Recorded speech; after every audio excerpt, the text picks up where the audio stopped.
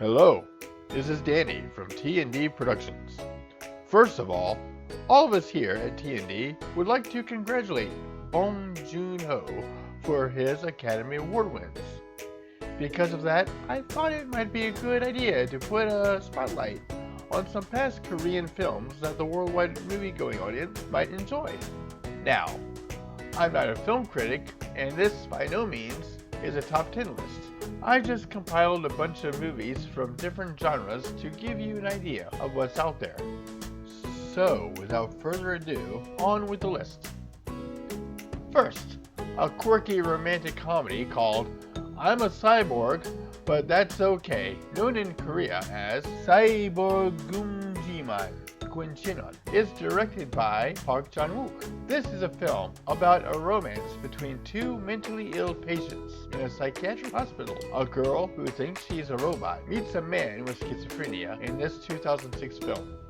Next on the list is Sunny. This is a nostalgic tale for anybody in Korea who grew up in the 1980s. Directed by Kang Hyung-chul in 2011, Sunny tells the story of a middle-aged woman who tries to reunite her estranged high school friends. It's full of flashbacks of their high school life and tear-jerking moments. Now we go to a crime thriller.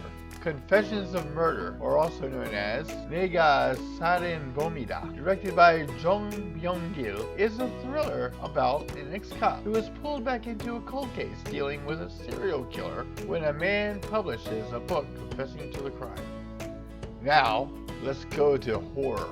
Thirst, or Baktui in Korean, is also directed by Park Chan-wook. It tells a story about a Catholic priest who undergoes a failed experiment that turns him into a vampire. Let's continue on with a little bit more horror.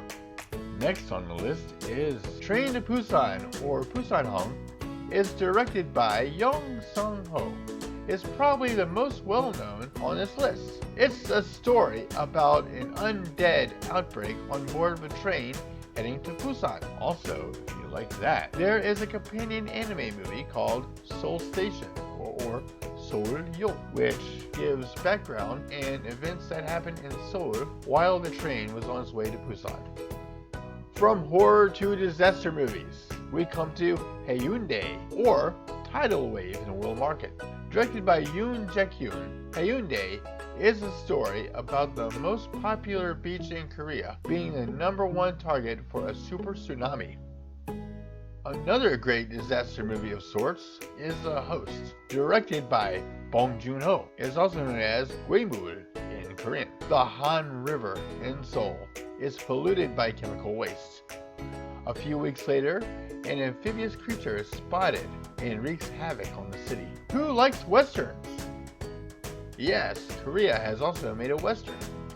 Inspired by the spaghetti westerns of Sergio Leone, Kim Ji-woon brings us the good, the bad, the weird.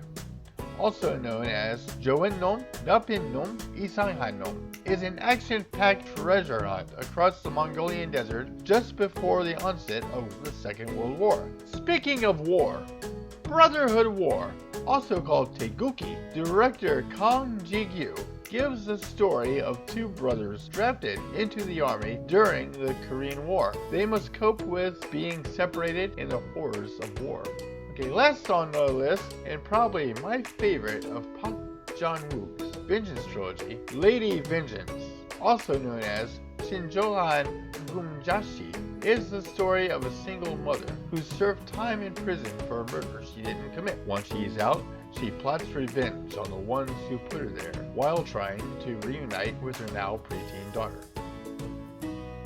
Well, that's my list. There are hundreds of more movies that can define Korean cinema. I want to know what you think. What would you put on this list? Do you have any favorites? Leave a comment. If you haven't already, subscribe and hit that bell icon and you will be notified when a new video drops. Again, congratulations to Bong Jun-ho and the cast and crew of Parasite, or Gi Sang-chun. So, until next time, this is Danny saying, may the force live long and prosper with you until all are one. Thanks for watching.